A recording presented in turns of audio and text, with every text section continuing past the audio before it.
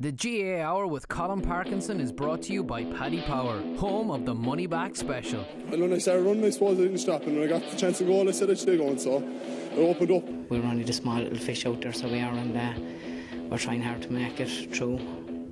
But it's hard to get the breaks when you're the smaller fish. Because I love this county so much, you know, and it's just, I'm delighted that the lads did it for the people of Waterford today, because like I'm heartbroken. Welcome along to the GAA Hour. This is the football show. Myself, Conor and Conán are here in studio. So this is it, lads. We're finally here. We've branched away from the hurling snobs. They have their own show. It was out yesterday. It's doing really well. We might stick it out on a Wednesday in future. And we're hitting football. So on TG4 this weekend, we've Dublin Monaghan. TG Cahir, that's the big one on Sunday. And on Saturday night, the big one is Mayo Roscommon, and that's on Air Sports. So we're right back into it. We've matches on Saturday and Sunday. It's a great time to be alive as a GA fan. I just have to worry, and we talked about this on the football show, about this ticket price increase, because I want to get your thoughts on this. We know what's after happening. We know it's a 33% increase if you pay on the gate for the National League. We know it's a 25% increase if you pay online. It's gone from 12 up to 15, and at the gate it's gone up from 15 up to 20. So John Horan says it's the first raise in 8 years. John Fogarty disputes that, and I'll read out some of the stats on that in a minute.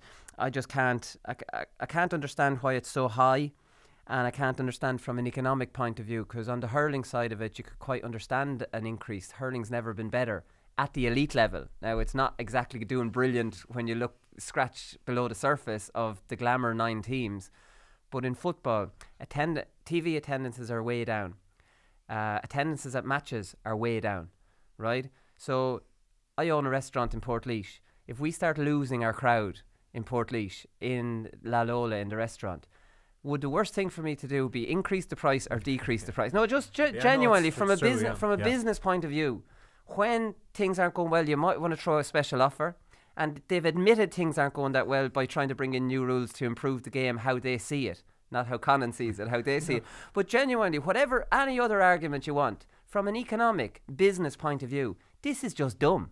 Yeah, like that's, and I agree, as much as I dispute the rules, they have formally admitted that there's a problem with the game and it needs to change, and they have a whole committee looking at that and then proposing drastic rule changes to change the game, and at the same time upping the prices. Now, it's funny you say about the sort of the restaurant you're talking about. I know a guy who owns an off license, and he said they couldn't get rid of this wine that they had, so they actually upped the price.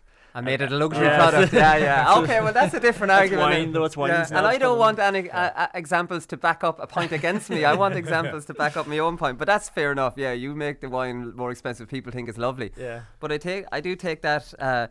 That's fair enough. But at the same time, it doesn't make sense. And the one big example you'll put on this, the Ulster Council got greedy last year, right? And we know Ulster's fanatical support. We know this from the McKenna Cup final last week. It was 11,000. They're fanatical. Yeah. I think most fanatical province in the country, the way how serious they take football and the fans and everything. They increased their Ulster Championship tickets last year. There were 35. They were more than anyone else. And attendances were down. It's not rocket science here. Don't do it. Don't be stupid. Yeah, that's it. And like the GAA, as they've done in a couple of years, have kind of done a bad PR job of it as well in trying to explain it. I mean, I think Dick Clerkton was kind of rolled out across the media this week trying to explain that like an All-Ireland final is in place for 8-year-olds and stuff like that, and then comparing the price of GAA matches to other sports, which is not the way to go. Like you just have to look at it. Is it value for money? And with everything that's gone on in Gaelic football particularly, rule changes, everything that they're trying to do, as you said, admitted that it's not a good product at the moment. So like, why would I be paying extra money to go see these games? And I suppose the thing is John Horan has tried to sell it as, we need this money, we're putting all this money back into club redevelopment grants. But if you look at it in a cynical way, the GAA is a voluntary organisation. It's those members that are paying for those tickets, so you're essentially charging those members more money to just give it back to them. Yeah. So I don't know, it struck me like, when I kind of look at these things, I don't really have a value system, but I off the top of my head, I know what's good value for money and what's not. And some of the prices that were thrown out there, 90 quid for an All-Ireland ticket, especially for somebody under the age of 16, sounds exorbitant to me. you know, league game for 15 quid doesn't sound too bad, but then going back a couple of months, 25 quid to go see the Cork County final. And I just think it's like the timing is all wrong considering where football is at. Just the start of the league, it strikes a negative note when they could have been positively promoting it. Cheddar made the point yesterday. He said, actually, it contradicts that one. For an All-Ireland final, a huge showcase event. Now, I do take your point on underage. Yeah. He's not as concerned about that, because that's a huge, massive thing, and you get value for money in comparison to other sports. I know we probably shouldn't compare, because some people like to compare to other sports at certain times, and then say you can compare to other sports if it doesn't suit them. But definitely the National League, lads. So, like, I mean, you go in there for 20 quid instead of 15 in the cold and the rain to watch your county, you know, and you're not, it's already kind of acknowledged that this isn't, it's not great. And now, you know, the hand pass rule, which I think would have maybe spiced it up a little bit, that's gone. The idea that the other 4 are in, but only on trial. So none of the managers are going to be in any way concerned about creating a game plan around the attacking mark, because what's the point? They're only going to have to scrap it come championship anyways. I think when the hand pass rule was abandoned, the other 4 don't need to be trialled. They're not contentious. Nobody's even opposing them. Just let them in for the championship, or else what's the it's like you're losing another year on them. The other 4 have universal pretty much approval, right? Like, you don't hear, like, I think the attacking mark on its own, once managers start actually thinking about it, could actually end defensive systems, because what's the point in having zonals if somebody marks it? You're better off put pressure on the lads kicking it in rather than leave an easy, good diagonal pass. Look at Rian O'Neill for Armagh. You give him space there. You can have all the sweepers you want. He's going to stick that in someone's chest. Do you think people will use the advanced mark tactic during the league, though, when it's not going to be an entity come the championship? I don't think so. I think it'll happen just because kick passes go in happen. But I don't think strategies will be developed around it. And that's really unfortunate, because that's kind of a huge dynamic I would love to see in the championship. That's what I was saying about Aidan O'Shea. Like, suddenly he could end up being a full forward.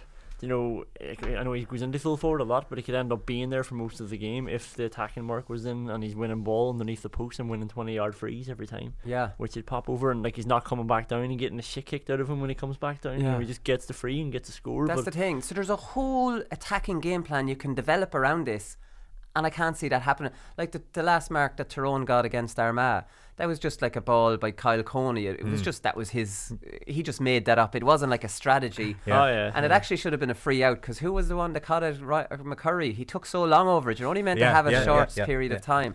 But I think that's a great, exciting element on the game.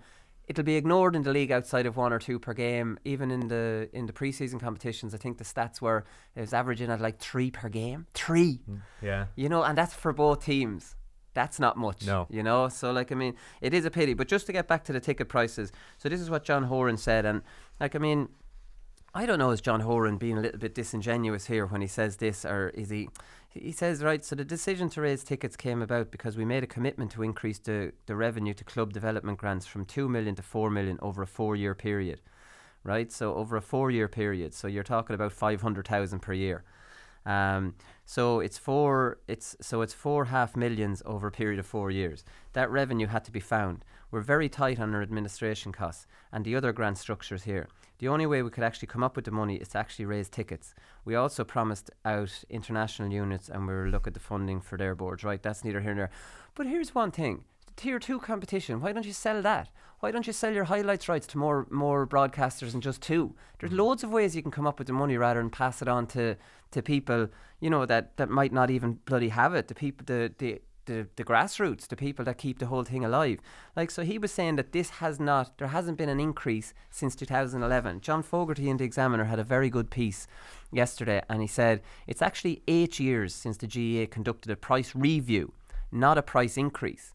So John Horan, I think he's playing with words here, you know, like, and he's been misleading. Because John Fogarty says, in 2011, league tickets were reduced from 15 to 13 and stand admission to the All-Ireland finals rose from 70 to 80. In 2014, pre-purchase league tickets for Division 1 and Division 2 and in football and Division 1A and 1B in hurling were made available at 10. 3 years later, the pre-purchase price rose to 12 and those bought on the day returned to 15. In 2016, stand admission to Division 1 and 2 final double-header rose from 25 to 35, that's the on-the-day price, to fund the post-match to fund the post-match 100-year commemoration of the 1916 Rising. The following year, the double-header final ticket was 30. In 2017, stand and terrace tickets for All-Ireland quarter-final and semi-final tickets were hiked by €5. Yeah. So he's like, there's been a whole lot of playing with prices, whether a slight drop or an increase in the last since 2011. And John Horan is trying to say this is the first time since 2011. And I think cynically saying that this money's going back to the clubs. Because when you say that, you hear a lot of people say, oh, well, look, it's going back to the clubs. Yeah. Well, find it for somewhere else I if you're know, going yeah, back to the clubs. Like the GPA get funded $4 million a year. Yeah. Like cut that by 2 million, cut that by 500,000 every year. We know about their wages. What's wrong with cutting that? Why are the people paying in at the gate being charged extra? See, there's other ways of doing it, and improve your broadcast rights deal. And well, as Conor says, it's paid by the clubs for the clubs. So why don't we just take all that out and just let the clubs keep their money? Donate 5 to your club. Do you know what I mean? And Like why this. am I sending it to the GAA and hoping that they'll give it back? Cut out the middleman. Didn't he say something about the price had to go up in 5s because we didn't want to be dealing in €2 and euro coins at the gate or something like that? Well, we know about those bags of coins used to be thrown over the wall. I know, I'm not going to mention the situation in Galway now, but I think that happened in Laois before too. There was a bag of coins found out the back. but to say that you have to cut costs and then to say, oh well, we can't be dealing with €2 and €3, you know, it has to be done in 5s. That just, I know. I think the GAA, when they give out about cost cutting, like it or not, they have a reputation outside of the GAA as a grab all association. I don't think it's fair in a lot of places. I don't think that's fair. No, because most of it does go back to the clubs. But just as a look, as a kind of PR move, I think the GAA talking about penny pinching doesn't look good. That grab all association is used by soccer fans and rugby fans because of pure jealousy of the GAA facilities, and they look with envy at what the GAA has. And I don't criticise the GAA on the finances that often, because they do put an awful lot of the money back into the clubs, and that's why GAA clubs are the envy of every other sport in the country. It's to be very, very proud of. But I think this hike is too high. It's too high, and it's at a time where the product isn't probably worth that. That's my argument. And from a business point of view, like whatever about like the optics of it being a business, like, you know, but from a business point of view, supply and demand, like this, like if the stadiums were all full, then you can increase it and say, well, everybody wants a ticket, so we're going to put it up. The same with an All-Ireland final. That's why people don't have as much as a gripe, and that's why Cheddar's talking about that. There's such a demand. People will pay whatever it takes to get an All-Ireland final, not for a league game. Yeah, no, that's it. And another thing, just quickly on those trials with the hand pass gone, we're not going to spend long on this, but trials of this nature can't come again for another 5 years. Brilliant. So, but that's a terrible opportunity missed. So this was voted down from 25 to 23 at Central Council. It's terribly disappointing that this was just a trial. This can't be done now for 5 more years. I think that's a disgrace. Yeah, that's only a league. I didn't realise this. I was like, now next year at least they might be able to put in a restriction on coming back, so we won't be able to do that trial. But maybe they can actually just force it straight through without a trial, which is what I think. We'll see how this year goes.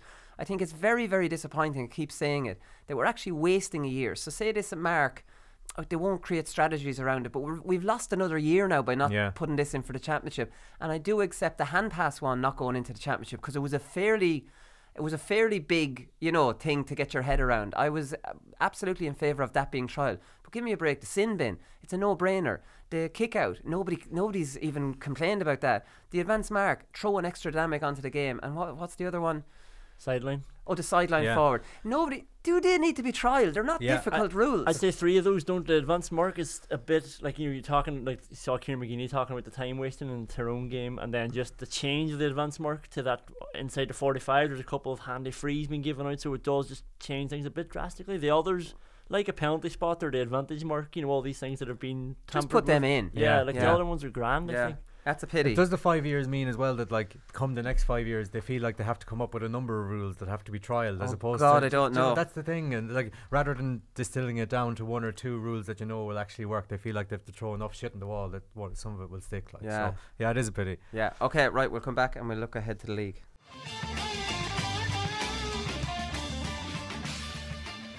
We're going to start with Division 1, lads, and Paddy Power has league champion odds.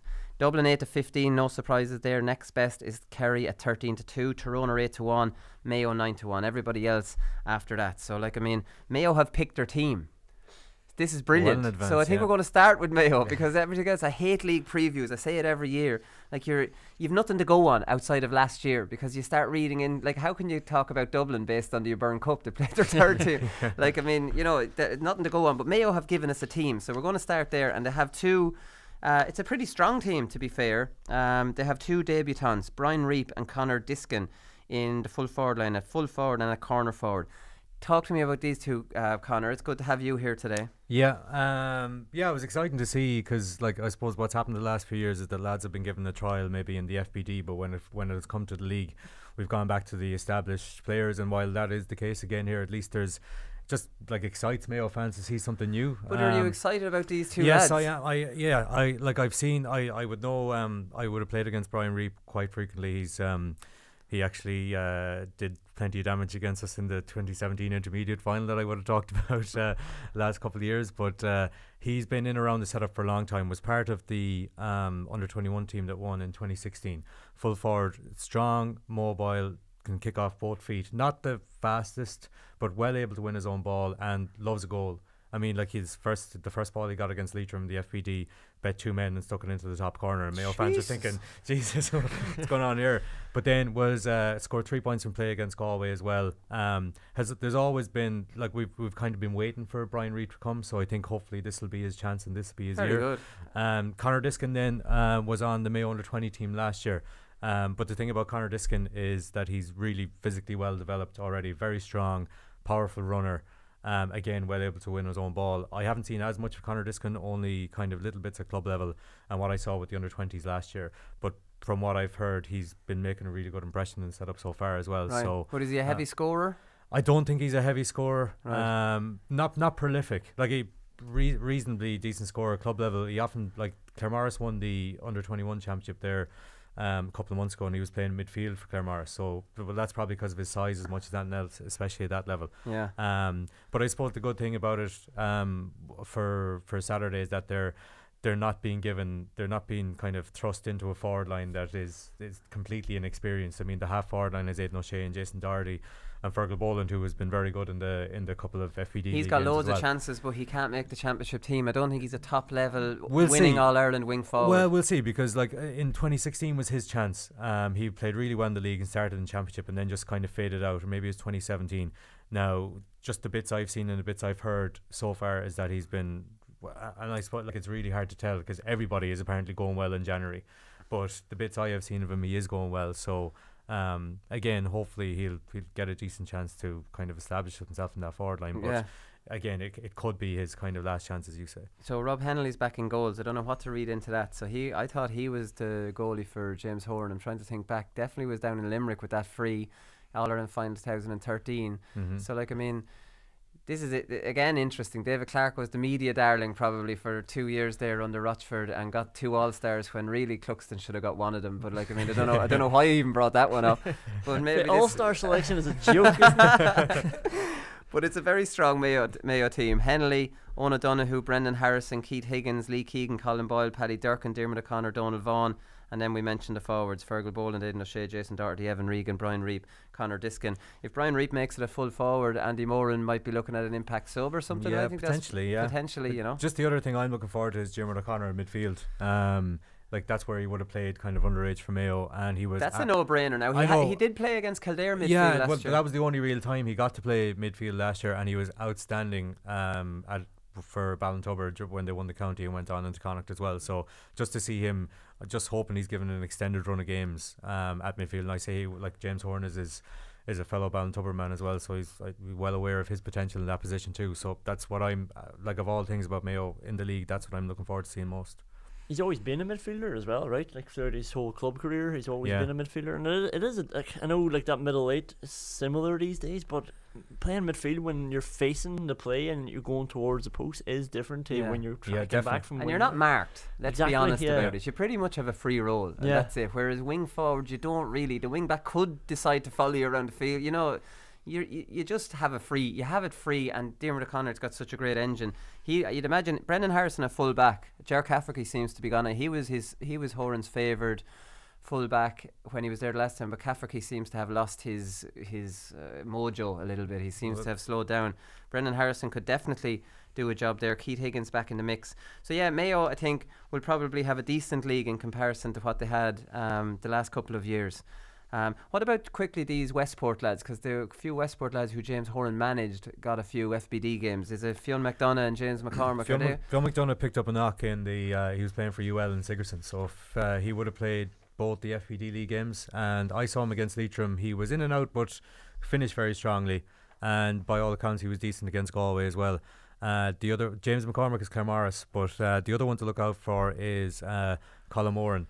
He's I'm not sure is he in the 26 for the next day, but he's a kind of a small live wire corner forward. Forget about it. We'll see. The game's moved on from those lads. We'll see. You name a little skinny live wire that does well now in the modern game. Small, stocky live wire, he's strong enough now too. So okay. Look out for him. Okay, Jamie Clark. Actually, you'd think Jamie Clark doesn't tog out that big, but Jamie Clark's actually a very big man. Like he's a big fella. So Killian O'Connor and Tom Parsons are coming back from injury. They'll obviously be back. You'd love to see Tom Parsons back at a high level. That's up for debate whether he will or not. So it could be Seamie O'Shea and Diarmuid Connolly at midfield. But here's one James Horan I thought was interesting before we move on. So this is James Horan after the Galway game. We didn't take any long kickouts with the breeze. You'd have to look at that. We got 6 points from 14 shots and you'd be disappointed with that return. So there's some of the numbers we'll be looking at. We didn't take any long kickouts with the breeze. I find that amazing at this level that wasn't even discussed. Like, is that like the goalkeeper, you just decide whatever you want to do, and would a manager not say during 20 minutes to go, get that bloody thing down the field? Or another theory on this is during these pre-season games, managers often just let them go out and play. And you can be sure James Horan is saying, well, that goalkeeper's card is marked now. I think was it Henley? I can't remember who it was. Henley. Why was he not driving it down the field? He's well able. And he's a boomer. Except down in the Gaelic grounds, not quite booming enough. But that was still a really long kick, in fairness to Henley. But I thought it was interesting that he said we didn't take enough. We'll do something about that. Yeah. It's a hard one because keepers are just tuned now, aren't they? Like to get the ball out to a player as soon as you can. But it's the same. Do you remember the All-Ireland where Cluxton was having a bad time with his kickouts, which is very unusual, and Jason Sherlock went running down to him, and then suddenly Cluxton starts every single one short after that. Why did you have to tell Cluxton that? Like, I mean, like, what's wrong with these goalkeepers? Yeah. It's definitely a strange one. But anyways, listen, maybe it's just these pre-season competitions and it's not a big deal. It's hard to know what to say about Dublin lads. They're a machine. They are not at full strength. They could be there for the taking at the weekend away to Monaghan. You have Kilkenny out. You have Brian Howard out. And you have, who's the other one that's out there that I had James McCarthy and Fenton, and Conor Callahan's out as well, and they're only back from Mexico, and we know they weren't the last time they went away against Cavan, I think it was, they weren't brilliant at the start and ended up winning, but Monaghan are a good bit better than Cavan. So it's hard to know, lads. We kind of covered Dublin a little bit in that they have these few young lads, and you know Jim Gavin will probably make a change or two just to completely freshen it up, and maybe that full-back position and that McMahon fella might be the one to move in there, and maybe Philly McMahon could maybe feel under a little bit pressure. When you get into your 30s, Jim doesn't want to know about you have to remember that. Yeah, but Philly McMahon has been I don't need to tell you. He is one of his warriors, it's very hard. That's probably the most demoralising thing for a lot of Dublin people, especially the ones on the third panel, and like it's just so hard to see where the hell you can get in. And like if Bernard Brogan and Paul Flynn are still hanging around, you know, it shows they're back. It shows the appetite of everybody there. Like I like from the team last year at Merchant came in, so made it a bit stronger. I just don't see where you really need to fill. I've just given up on them being rusty at the start of the league. I know they mightn't have been great last year, but the thing about them is that for every one that's injured or taking a break, I think Brian Fenton and Kieran Kilkenny did a bit of travelling. There's somebody else who's thinking this is going to be my year and I'm going to do absolutely everything in my power to make it onto that starting 15. And they have such a deep panel that there's enough of them to get by during the league, to dish out a couple of beatings during the league. Yeah, but they're going away to Monaghan, who made the All-Ireland semi-final, who will more than likely have their full setup. If Monaghan can't win that game, what is the point of Gaelic football if Monaghan can't win that game? You get me? Like, I mean, they really have to lose this. For other teams to think, is there any chance? For the sake of Gaelic they're missing all their big leader men. And they can't be at full tilt, whereas Monaghan might have started back last November. And we know how Monaghan treat the league. So if Monaghan, we don't see a Monaghan win on Sunday night, forget about it. Yeah, like let's retire the podcast for the year. We probably should. Like I think of Dublin's depth, and but maybe not a great gauge. But remember that underdogs game, and they rounded up the best players around the country. Came to play a Dublin select side, just a pile of club players, and they just beat them by 30 points. Like, and these are boys who aren't on the Dublin panel, and like that's what they can go down to if they have to. I heard a thing. Now, obviously, I wasn't in this company of a Dublin player that I won't mention, but he was in company socialising over the Christmas, and he was talking loosely, which is very unusual. But none of the people that were listening to him talking loosely were any media or anything like that, you know. So what he was saying was that Cluxton had kind of changed the game in Dublin training. So Cluxton, he's a school teacher. So Cluxton used to land to training at 5 o'clock. Training wouldn't start till 7, half 7. Cluxton be landing at 5, kicking balls and look at this for preparation. Next minute, Johnny Cooper starts hitting 5 o'clock because he's a maniac with preparation. Suddenly they're out limbering up. Suddenly this becomes a thing now that all the Dublin lads, if you want to impress Jim, you're landing at 5. So now all the Dublin lads are expected to be at training at 5 o'clock. Now training doesn't start till 7, and maybe the 5 is an exaggeration, but that's what was told, you know, Chinese whispers. But the fact remains that the Dublin lads are out on that field at 5 or 6 o'clock with training, while other poor feckers are in a car in traffic trying to get down for training. This is just a different level. It's just a different level, and it's just, this isn't a criticism of Dublin. You always have to qualify that by saying a criticism. But like, I mean, you're getting out there, you're limbering up, you're doing your recovery, you're loosening up, and then you're getting ready for training. And if you were not one of the Dublin lads doing that, you'd be wondering, Jesus. You feel late coming in. Oh, I'd say Howard was a banker to have been there early, because he played a brilliant game last year. So it'd be interesting to see who didn't go on the Dublin holiday. We heard nothing about it this year. Yeah. But that's interesting, isn't it? Like, I mean, that wouldn't happen anywhere else. Where how much could you do if you what training at like 7:30? You're there at 5 o'clock. Oh, I don't know. Thinking about I don't know. Now I am saying the 5 o'clock could be Chinese whispers, but started off at 6:30 and now at 5. You know, some managers always say get there for quarter to 7. You know, so 6:45 for 7. I want everybody to start at 7. Dublin, it's like 5 o'clock for 7. I just think it's gone to a level here where. How are Dublin? How can they be beaten? When you throw in everything, because Declan Kine, lads, this is brilliant. So Declan Kine, I was reading yesterday, Galway cornerback. So you know how much fighting was going on to get Dublin out of the Croke Park for their Super 8s. Genuinely think with Dublin dominance they should stop playing their league games there. It's not fair, but that's for another show. So it's going to go to Congress now where they get 2 Super 8s, and you'd imagine, surely God, it's going to win, because what county would vote? Although 11 of 12 Leinster councils voted to keep them in Croke Park for a Leinster quarter final because they were promised money. So you don't know what way delegates are going to vote, because a lot of them couldn't give a shit about the playing side of it. They want easy money coming from Croke Park. But anyways, so Declan Kine comes out and says, we're so used to playing Dublin are so used to playing in Croke Park, maybe it's a slight advantage for them, whereas teams like us wouldn't be playing there every weekend. Fair enough, Declan, that makes perfect sense to me. It definitely makes a difference. Maybe semi-finals at least should be played in a neutral venue. So says there's plenty of grounds around the country that could host a semi-final if the GAA wanted it. So this is the brilliant part about this. Maybe semi-finals at least. At least. So at the least now, so we could bring the final out of it. Well, look at the final. Oh God. I don't think we're going to get semi-finals. No, I don't. There's absolutely no way that an honoured semi-final should be taken out of Croke Park, no matter who's in it. Dublin or no one. Absolutely Super 8s should have won, and I think Dublin should absolutely not be allowed to play their league games in Croke Park. That should not be. It's an unfair advantage, but I really appreciate Declan Kine from one of the big teams actually coming out and saying that. Like, it was brilliant. But we'll move on to Galway here now, lads, because we kind of touched on this as well. So the Corofin lads, 7 Corofin lads have come in this year. Now I'm not sure how many Corofin lads came in last year, but you have Eamon Brannigan, Adrian Varley, Paul Conroy. They're long-term casualties. But during the McKenna Cup, you had Dylan Wall, wing-back, and you had Armagh, Kieran Malloy, the other wing-back. You had Michael Farragher at centre-half forward. Now, none of those 3 lads were on the Galway team last year. And in my opinion, the 2 Sweeneys are gone this year as well. And I think, to be honest, they're slight weak links anyways. So if you had McDade and Malloy, maybe the 2 wing backs, suddenly you have a massive amount of pace there for Galway, you know. And we know McDade is back. We know Michael Daly's going to have a full year this year, where he only came back for the championship. And there's somebody else back this year as well. Was it McDade and somebody else?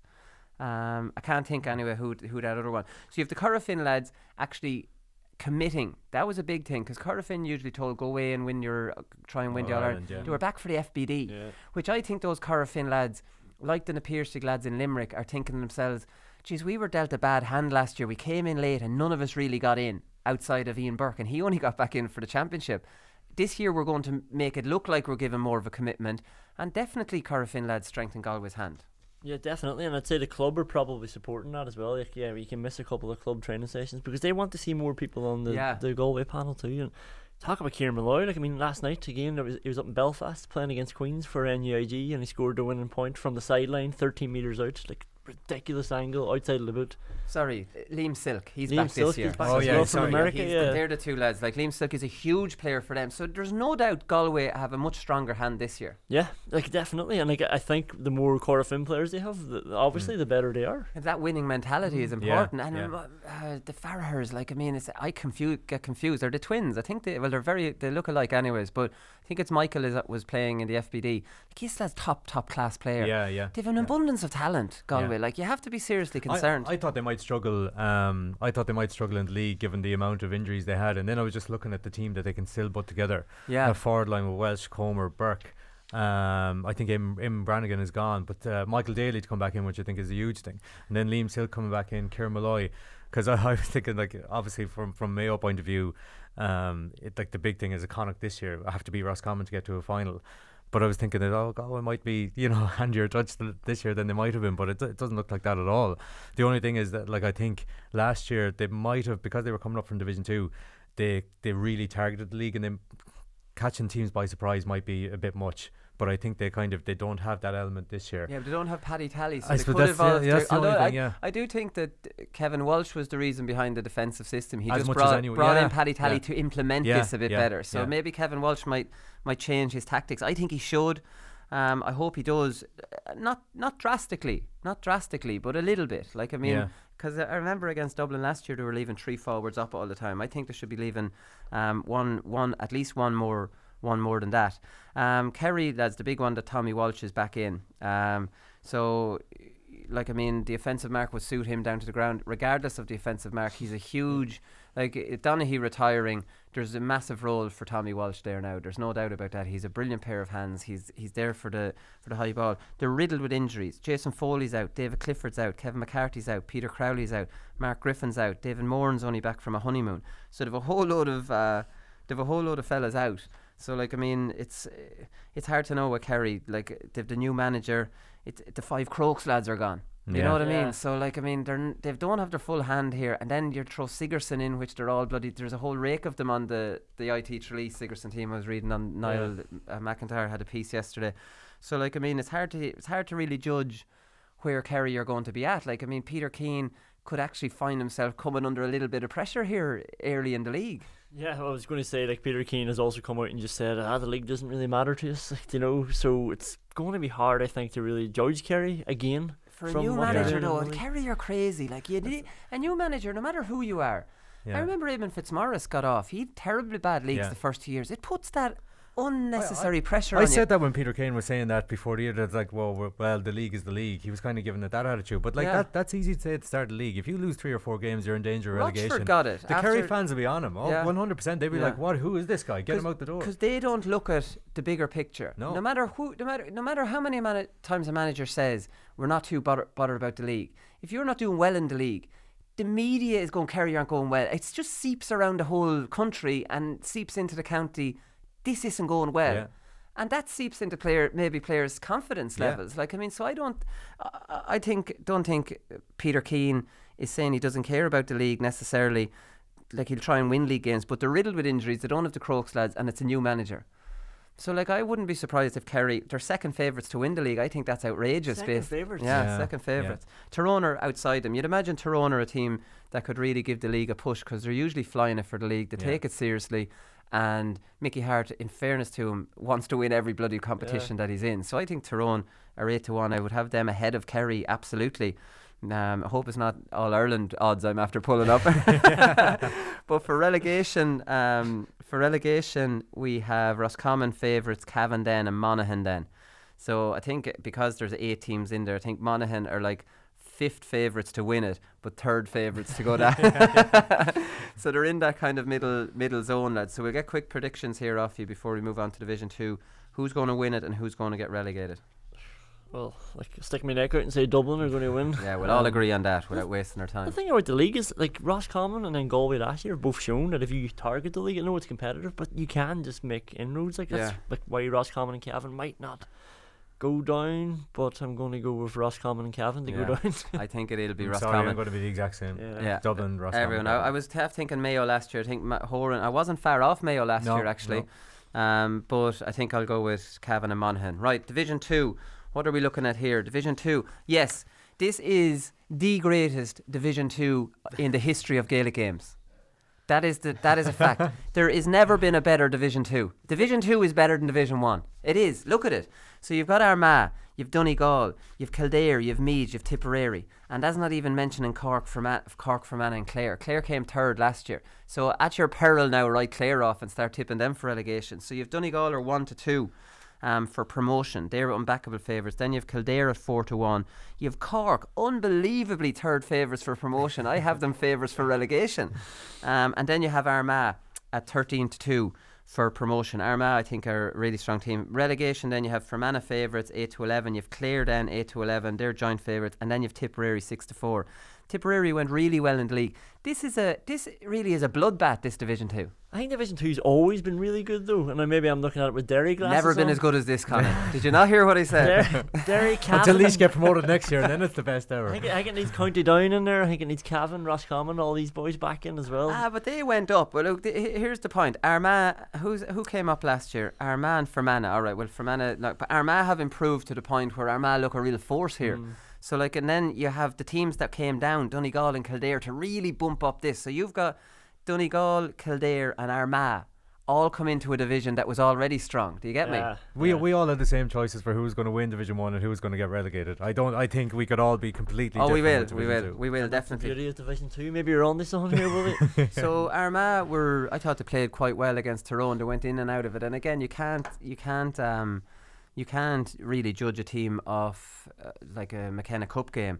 But, like, I mean, you look at Clark and Campbell in a full forward line with Mernon. Yeah, it's class. Now, that is a top class full forward line. You've James Morgan back, corner back. He never gave Peter Hart a bloody kick of it because he's an outstanding man marker. Yeah. He never gave Canavan a kick of it, really. That ended up walking on his head. Now, that was a mistake. That was a, like, did any of you watch that and gasp for poor Dara Canavan? No, when that happened. Now, it was an accident, but, like, I feel protective of Dara Canavan already.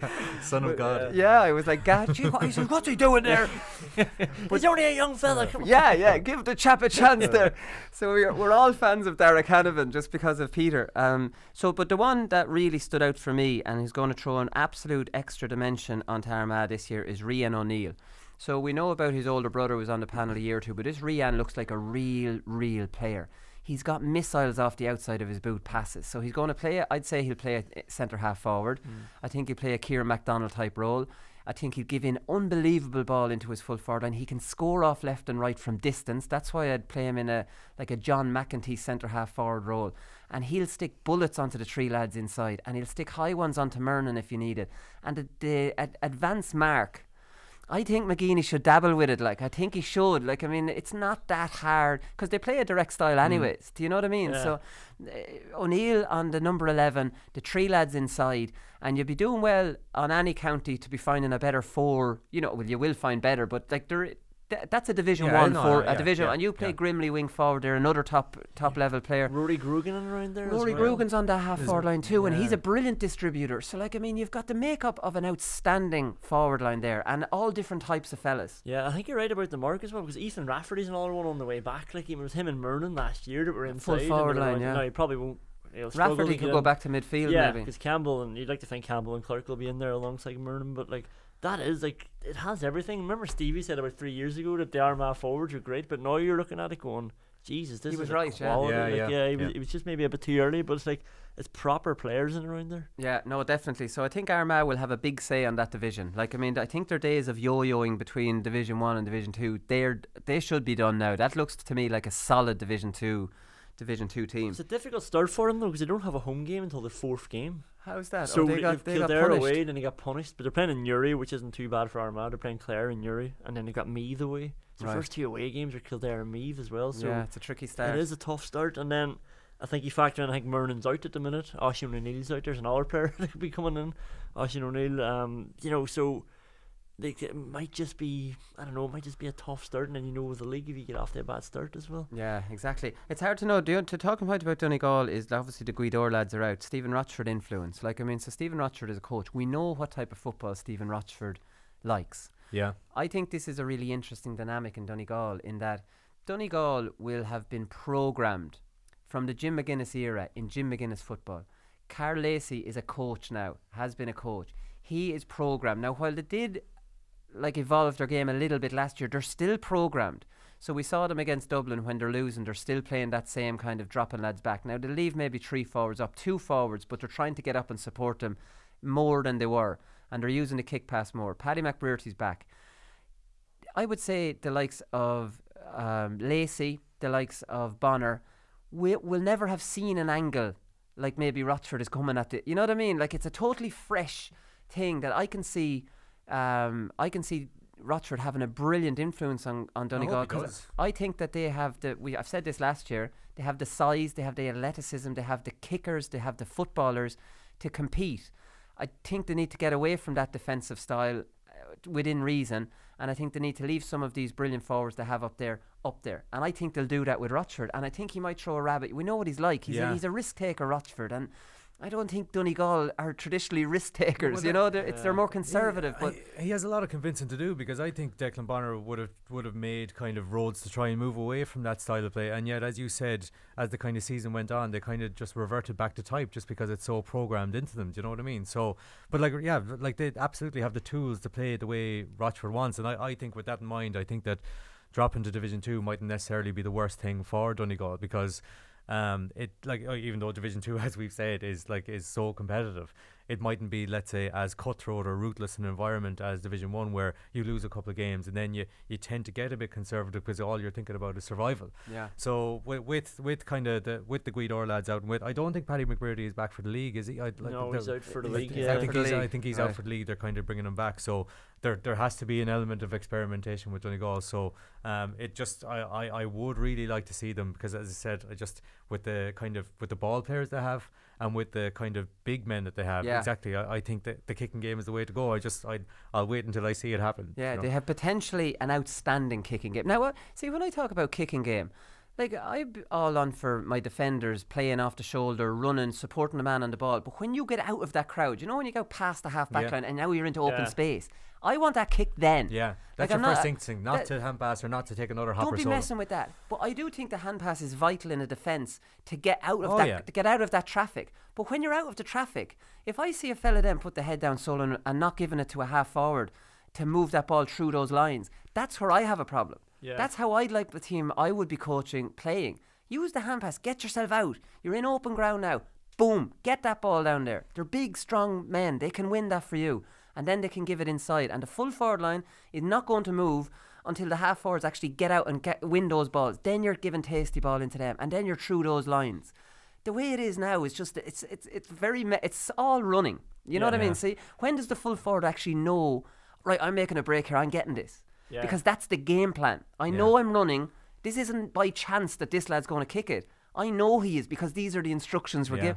Do you see the difference? Yeah. Sometimes you see teams and you see a lad's out in that open ground and then he's running on with it. He might run into trouble and throw it back, and that move's gone. Yeah. So and then another lad might kick it and the half forward might get it, and instead of giving it in, he'll recycle it or he'll do some. It's like, what's these lads' game plan? What are these lads actually trying to achieve here? Yeah, it's all running, and then it depends on Patrick McBrearty scoring 10 points against Kerry. He might loop around on the loop. I hope he does that 10 times and kicks it over his shoulder, and then I think their biggest weakness was exposed when obviously he was gone after the Ulster final, and then it was all eyes on Jamie Brennan, and it was like, can he be that man for us? And he would be an amazing forward as part of a Stephen Rochford system where it was actually using the forwards and they were going through these processes and stuff, and that's where someone like him can flourish. But I just worry a little bit for Donegal with Michael Murphy. He's out for the first half of the league apparently as well. Frank McGlynn, I think, as well. Frank McGlynn as well. So it might be a bit of a struggle. And the Guidor lads, they're all. See, that's quite a lot, like. And then you throw the Sigerson, giving out about the Fitzgibbon, because all the hurling managers are giving out about the Fitzgibbon. The football managers haven't given out too much, but when you see, especially the 4 counties that we're picking that have provincial club champions, you throw Sigerson onto that, and then the few injuries every county has, and then you're down to the bloody bare bones. It's a disaster. But we may move. Oh no, we'll get predictions on this here, lads, because this will be interesting. So I'll start this off, lads, and I will still go Donegal. And for me, it is a toss-up between Kildare and Armagh to go up as well, and I'm going to go for Donegal and Kildare to go straight back up. That's me. Now, even Kildare, we didn't talk about them. Daniel Flynn is gone. And they've a few other injuries as well, and Niall Kelly's going travelling and things like that, but they have the under-21s coming up, and they might have enough lads to bridge that gap. But again, it's like Tipperary could easily get into that mix. They're looking fairly decent this year as well, so I'm going for the two favourites. I'm going to go with Armagh and Donegal. And I'm only going with Donegal just because I saw Declan Bonner's quotes today. He was talking about how they want to win every game and they want to go up. And I was like, whoa, that's a bit bullish. Most of the time people are playing things down, especially when you have McBurty and Michael Murphy going. But yeah, so he's won me over, so I'm going to go for Donegal and Armagh. Yeah, okay. Donegal, Kildare for me. Donegal, Kildare. Right, relegation, lads. I'm going for Meath and Fermanagh. So apologies to Meath, but I did tip them last year to go down, and again I wasn't far wrong. So don't start criticising me now. So I'll go Meath and Fermanagh to go down. I'll go. I'm going to go Meath and Cork. Meath and Cork, yeah, Cork definitely. Jeez, Meath and Cork, boys, the two I traditional. know, I was thinking Cork as well, because just on the not a whole lot of evidence of what's happened before the league. But I'm going to go with Cork and Fermanagh. Cork and Fermanagh, right, okay, that's fair enough. So we'll move on to Division 3. We might have to move through this, lads, because Jesus Christ, we're going to I hate these league previews. You could actually be here for 3 hours talking about it. So the favourites here to go up, lads, are Down at 10 to 11, Leisure second favourites at 5 to 4, then Westmeath. For relegation you have Louth and Carlow are the two favourites to go down. Very hard to look past the what Paddy Power, in fairness to him, has. Down obviously interesting with Paddy Talley getting the top job for the first time. We know that he in recent past has favoured defensive football. With Down in 2010 didn't favour defensive football. With Tyrone in 03 didn't favour defensive football, favoured intense tackling and all that, but that's fine. He's brought Benny Coulter in, who I think Benny went off Twitter and came back on it, but Benny is a huge critic of defensive football. Being the player that he was, he hated it. So it's interesting that he's in there. It's also interesting that Jerome Johnson is back anyways. It's interesting that Ryan Johnson started both games in the McKenna Cup at wing back. Most of us would have known him as a number 15 or a number 11. He's a tasty player, really, really comfortable on the ball.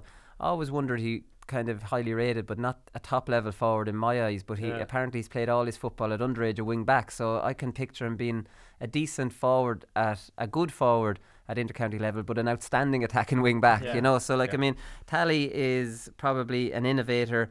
So it'll be interesting to see what he's going to do with them. Almost like Donegal, I think it's a good thing that they've gone down a level because they've lost a lot of players. I mean, Mark Poland, Aidan Carr and Peter Turley have retired. Yeah, well, no, Turley wasn't asked in.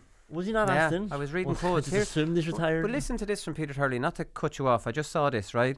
So Peter Turley was given word he didn't make the panel. So he's 35. He's a big, huge man.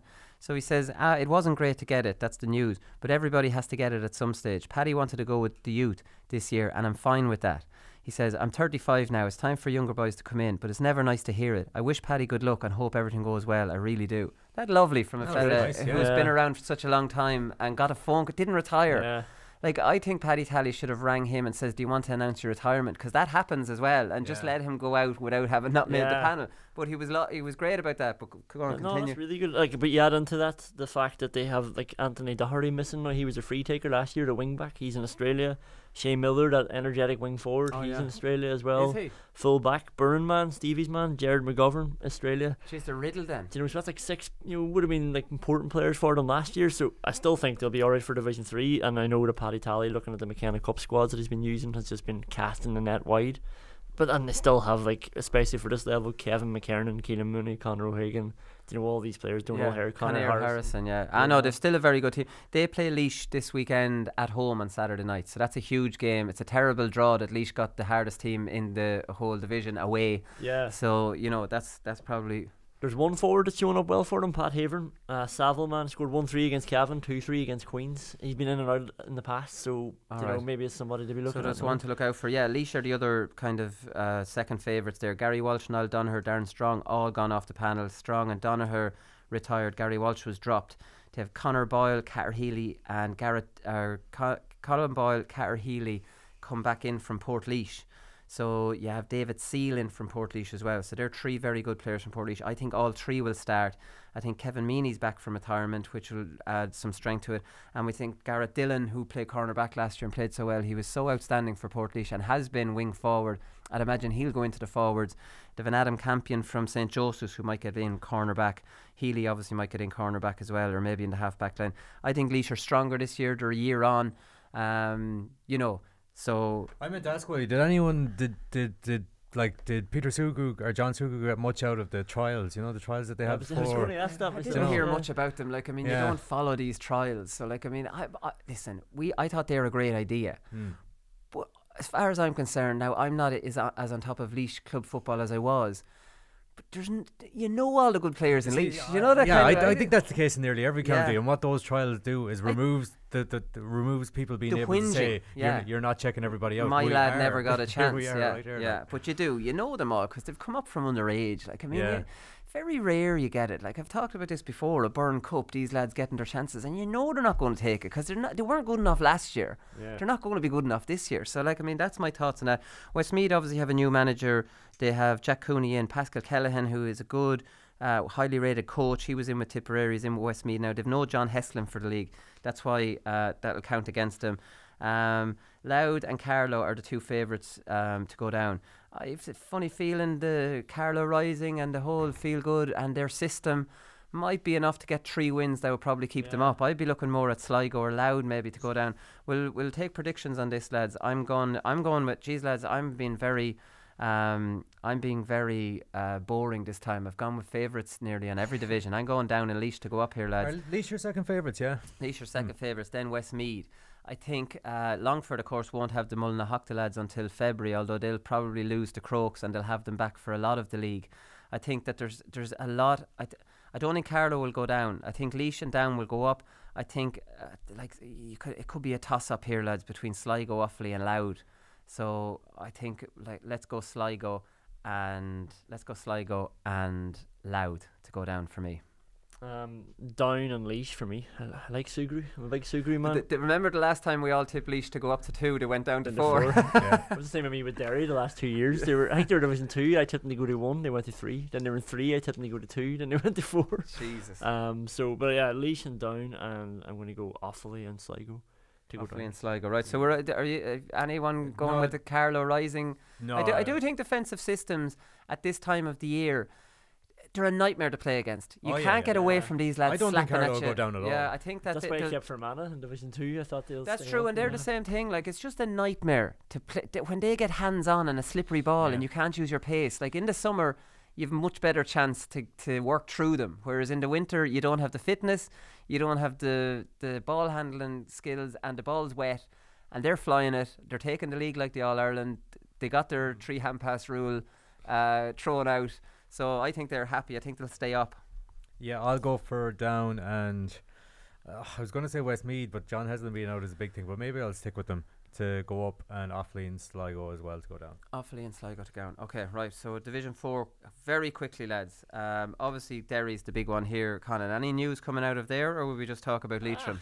Yeah, talk about Leitrim if you want that. Like Lynch, Sean Leo, McGoldrick, and Carlos McWilliams are gone from Derry, but they've brought back in Thomas Mallon, class goalkeeper, Gareth McKinless and Ryan Bell from Ballinderry. Ryan Bell not in there last year, no? He's a good No, player. but he's been in before. He's a really good player. So is Gareth McKinless, and Sammy Bradley from Slaughtneil, centre half forward. He's back in as well. Right, and they'll have the Slaughtneil lads, obviously no distractions with them, which will be a big thing. Look, Derry are going back up there. Like, I mean, unless it's a complete disaster. And the question is who goes back up with them. I'm going with Leitrim, lads. I'm going to say Leitrim are going to get back up. Antrim, obviously, another team that were close last year. Leitrim have Terry Hyland in as manager. They've Jason O'Reilly in as a coach. They're coming off a good year last year for Leitrim to beat New York. They beat Loud at home in Carrick-on-Shannon. I think teams like Leitrim need this injection of a new manager to get everybody on board. Every year Leitrim panel evolves and changes. Like, it must be heartbreaking because of coming from Dublin, and like every manager's second year they lose a whole lot of fellas, but the first year they get that bump. And I think Leitrim have good players, and I think that Leitrim really have to get up, and I think that they might. It's funny to say that about the kind of changing panels. I was at the Mayo Leitrim game, the first game of the FPD, and I couldn't get over the amount of players that Leitrim had tagged on the pitch. Like, I know they can only name 26 or whatever, they must have had 40 players out warming up beforehand.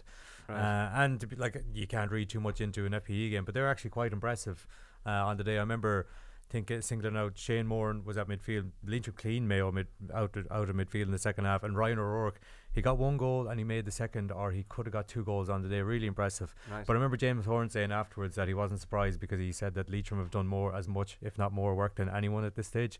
So Terry Hyland and Jason O'Reilly, as he said, are obviously getting the work done. It's funny, I was just looking stuff up about Leitrim beforehand, and I saw a headline in the Leitrim Observer. It says, "No promotion promises, but Hyland promises Leitrim will try." So there you go. That's as good as a guarantee for me that Leitrim are going up. Because other managers didn't try, so there you go. So, but no promises. I can't promise the Leitrim public. They've 4 home games, lads. That's another thing. They've Wexford at home, Antrim at home, London and Waterford at home. That's a big thing. Carrick and Shannon. I made my league debut in Carrick and Shannon at full forward, would you believe? And that might not sound weird, but at the time I'd never played in the forwards for Laois before, so it was a big one. Scored a point after about 35 seconds. And then got taken off in the second half. It had started so brilliantly, and then it just kind of fizzled out. But it's a boggy ground. Carrick and Shannon will do that to you. It's not an easy place to go, and that's definitely chalked down as one of them. So yeah, I'm going to go Derry and Leitrim to go up. Yeah, you stole my thunder. I was going to talk Leitrim up here. I thought I'd have geez, he's really got someone on us here. We all Googled Leitrim, saw the Terry Hyland, and went, yes, we're all over this. I was talking to someone in Leitrim as well, and they were like, geez, we really fancy our chances this year. And I think when you add in that this is a very weak Division 4, like, apart from Derry, it sounds very disrespectful, but it's like a default. It is. Now, we need to mention Wexford too, right? Because they went down from 3 last year, and Wexford have got some good footballers traditionally, so like they're definitely going to be in the mix. It'll be Leitrim or Wexford probably to go up, but you fancy Derry to go up. See, Antrim are there as well. Like, I do think Waterford, Wicklow, London, Limerick are the weak ones, but the other 4, Antrim, Derry, Wexford and Leitrim, they'd be the 4 stronger teams in that Derry group. Aren't going up. There's something Jesus, something badly wrong. Yeah. Derry and Leitrim for me too. Alright, we've gone to town in that. Same with you, Conán? Yeah. Alright, okay. Listen, we'll do Paddy Power predictions next.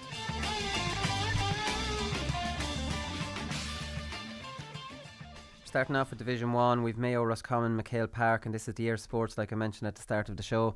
Have to fancy Mayo at home here. Full, huge crowd in McHale Park. James Horan, feel good factor. Bloody very strong team to beat Roscommon. I think most of us agree with that. Roscommon are a kind of an interesting one in that they did well in that FPD that you can't really read anything into. But the one thing I have here that Cunningham needs to start off with is with his strength and conditioning, because I don't think Galway are at the physical, or Roscommon are at the physical level that the big teams were, and that was proven against Tyrone last year. Former Dublin underage player Noel Flynn is their strength and conditioning coach. He's from Lucan Sarsfields, and he played for Maynooth in the Sigerson Cup, so he's an ex-player. Now, they don't just need to improve their actual size, they need to improve their fitness. They need to be able to go like Peter Hart can go, and like Tiernan McCann can go. They need to follow those runners, track those runners. And it looked to me last year in Croke Park, they did not have that conditioning. I don't always mean conditioning by the size of your arms or your shoulders. I mean that power. Yeah. And I remember Alan Brogan telling me before that Dublin have gone all to power. Like, all the weights they do is all about power. And like, when I think of power, I'm thinking of doing weights but jumping with them. You know what I mean? Doing that, having that explosive power in your legs. Because whatever Dublin are doing, you need to copy that. And it has to be about power. And that's when that power kicks in minute 50. When you need that. And Roscommon for me don't have that, so I don't want to be too critical of them, but they didn't look like they had it. Now sometimes it can look like that when you're losing badly, that you just give up. But they just didn't look conditioned like the others. They just, maybe it's the jerseys or something, they just didn't look conditioned. Kevin McStay said as much after they lost to Tyrone last year. He said we're not up to their condition. He said the same after they lost to Mayo in the replay in 2017. We said we just can't compete with their level of conditioning, which I thought was a fairly frank and worrying admission. When he's been with them for a while, but they were very physical actually against Galway in the FPD. was very rambunctious by all accounts, and they kept Galway to 3 points from play. I think Conor might be going a bit defensive. Mayo need to win this.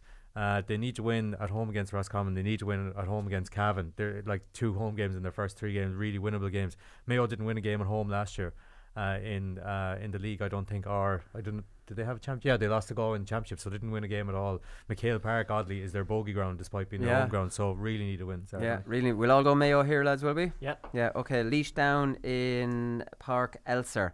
I'm going to go for down here. I don't think Laois on the road. I think Kingston and Begley are both injury doubts. So without Kingston and Begley, I don't think Laois will be able to beat down away. Just to travel, everything involved in it. If they did, they're practically promoted as far as I'm concerned. And that's what Down will be thinking as well. I was just going to say that's why I think Down will win, because they'll just target this one, win this match, and we're sort of almost working backwards then. Like, it's all downhill then. Yeah. So okay. Yeah, down for me. All going down. Right, so Saturday night, the last game Saturday night is Waterford-Wicklow. That's in Farher Field at 7 o'clock. This is a toss-up. I'm going to go for Waterford just from the home advantage. Yeah, well, because I can just remember one of their games last year. They had a good win against Wexford, so yeah, Waterford. Yeah. Okay, exactly. Well, now Wicklow beat Offaly, so Conán, if you want to talk about good wins, this was a sensational win. So then Sunday we're looking at Kerry Tyrone, Fitzgerald Stadium. This is a fantastic game. I don't think Peter Hart worked at full forward against Armagh, but like I was saying, Moran is an outstanding back, but it definitely showed that Tyrone are trying something different, and I don't think Tyrone was are majorly defensive as they had been before. I think we'll probably see a more attacking Tyrone team this year. I think Tyrone could beat Kerry based on what we see from the injuries Kerry have and the Crokes lads out. Kerry weren't great last year. Galway beat them there last year in the league at home. Now it depends how Peter Keane is taking the league. I'll go for Tyrone as outsiders in this one. Yeah, I think Tyrone at all levels, club and county, just seem to love trying to beat Kerry now. I think they sort of like they're living up to that idea that they have like the Indian sign over Kerry, and I think they'll be well up for it. I don't know if Kerry will be. Like, I think Tyrone will win. Yeah, I'm going to just because I have evidence for Tyrone with the McKenna Cup, and I have very little evidence for Kerry, and just with all the injuries, I think Tyrone. I don't think they're favourites, but I'd be fancying Tyrone for this. It's very close actually. Paddy Power has Kerry slight favourites 10-11, and Tyrone are outside at 11-10, so it's practically even money. So that's why this is pretty much a toss-up. The next one then we're looking at is Monaghan Dublin. So every year we talk about Monaghan and they're written off, and they don't do it, and they keep kind of proving us wrong. They're just behind Mayo, Kerry and Dublin as the longest surviving members of Division 1, which is a great stat for them. Like I said, they have to win this game tomorrow. They have to. They're 9-4 outsiders with Dublin 4-9 according to Paddy Power. I'm going for Monaghan win tomorrow. Are you? Yeah. Whoa. Or Sunday, not tomorrow. I should have said, but Dublin on Sunday. I'm going to go with Dublin. Yeah, I don't think I know they haven't been playing in the Oberon Cup, but I don't think. Do you want us to have to retire this podcast? I don't. I just don't think they would have been doing. I know he's noticed as well. They wouldn't have been doing nothing. They'll be still prepared for Division 1, and maybe don't have the right amount of games under their belts. But even judging from the Cavan game last year, after 10-15 minutes, they just started getting back into the swing of things, and they're just too good. Yeah. A farewell to the GAA Hour, but I'm going with Dublin. Dublin as well, right? Okay, so there you go. Jeez, I've changed completely. I'm going for underdogs here now. So Galway Cavan is the next one. We talked about Galway. Mickey Graham is obviously the new Cavan manager. He has Michael Argue. Do you remember him? He's a huge giant, about 6'5". He's back. Jerry Smith and Jack Brady, they're all back. Now Jerry Smith is an interesting one, I was told, because at wing back he was the best of all the under 21s that came through. It just hasn't happened for him at senior, and he wasn't there last year, so he's back. So that's an interesting one. Shawnee Johnson broke his arm, but I'm not sure he was going back anyway. Keane Mackey is back, because I saw him doing a media thing there recently. So Cavan will definitely improve, but they won't beat Galway in Pearse Park. The betting for this is 4-11, and for Galway, and Cavan are 5-2 outsiders. Are we going all Galway here, lads? Yeah, you're right. Your 3-year plan would have been bang on if Dublin weren't so bloody good. Like, that was it. I laughed at you at the time, but the Galway are absolutely brilliant. They're and probably the pretenders. Didn't I say that only recently that I didn't know about the new crop of Dublins? I was thinking with Flynn, Brogan, Connolly and all these lads gone. We haven't mentioned Connolly. He looks like he's gone this year as well, but doesn't seem to be affecting them. Like Rory O'Carroll gone, Philly McMahon, I was thinking he'll be gone in 3 years. You know, I was thinking all these brilliant stalwarts. Michael Diarmuid Connolly will probably be gone. sure that Galway are no closer to winning it. Now, for me to win that bet, if they get to the All-Ireland final, does that bet do... No, surely Well, not. like, Dublin are unbeatable, right? So, like, I mean... Only if Dublin, yeah. Fair play, Conor, you're giving me something there. All right, Your so money Why back. am I giving you that? Your money back. giving me There's my a good money. piece about Diarmuid Connolly in Irish News. Harry Kane did it, talking to Kieran McFall, Derry player who played with him out in Donegal, Boston. Right. Just talking about his attitude and stuff. Yeah. How he was doing yoga every morning and just lifted the sort of standard for everybody else. I asked a fella at Donegal, Boston, because I played with them. I said, what's Connolly like? Because I'd been hearing rumours about Connolly since he'd come back. I says, what was he like out in America? He said, lovely fella, excellent fella, played brilliantly for us. Everybody liked him. Couldn't say anything nicer about Connolly. So, like, I mean, people need to remember that as well, because the poor Connolly is subject to the rumour mill more than any other footballer. And, like, I mean, if you're to listen to Poxy rumour mill, you could be thinking different things about players. But from my direct information, a great fella. Couldn't say, would love to get the fella back out. Like, I mean, that's 2 months out in America, and like, if you want to mess out there, you can. Do you know that kind of way? So, like, I mean, I'm just impressed that Conor managed to shoehorn Diarmuid Connolly into a conversation about Galway and Cavan. I think I mistakenly mentioned it. I mistakenly mentioned it. Galway for me. Yeah, all Galways. Right, Division 2, lads. Clare at home to Donegal. This is a real banana skin for Donegal, because, again, Ennis isn't the greatest place to go. Clare really be up for this. I think Donegal will just about pip it, because I see Donegal as one of the real forces in Gaelic football, and the real forces don't ply their trade in Division 2. So Donegal just simply have to get out of this division, and for that reason, whether it's great logic or not, they're Clare 3-1, Donegal are 1-3. It is a difficult place to go. I fancy Donegal. Yeah, Ulster champions, and they're probably a bit upset that they didn't make the semi-finals last year. So I think they need a big year. I'm really interested to see Stephen Rochford effect, and I think it'll start showing. Yeah. That 3-1 stood out for me. No more than the Monaghan being 9-4, the Clare being 3-1 stood out. I still think Donegal will win, but I thought it was long. Yeah, Clare, after doing so well at home last year and came third in the league. Right, Fermanagh Cork is the next one. Fermanagh are 7-4 outsiders, lads. Here, this is the bet of the weekend. Look no further. So you go Fermanagh Monaghan double there, lads. You'll be doing a nice little bet. So Fermanagh Cork 7-4, Cork are 4-7. Cork are kind of in a bit of a shambles at the moment. Colm O'Neill, Donegal, Conor are both gone.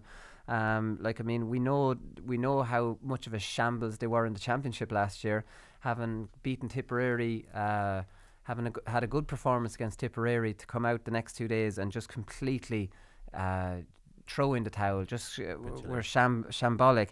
Now, in fairness, Fermanagh are not full strength. Seamus Quigley's not part of the panel this year, and Gallagher wouldn't give any further detail outside of saying he's no longer part of the panel. Tomás Corrigan is off travelling.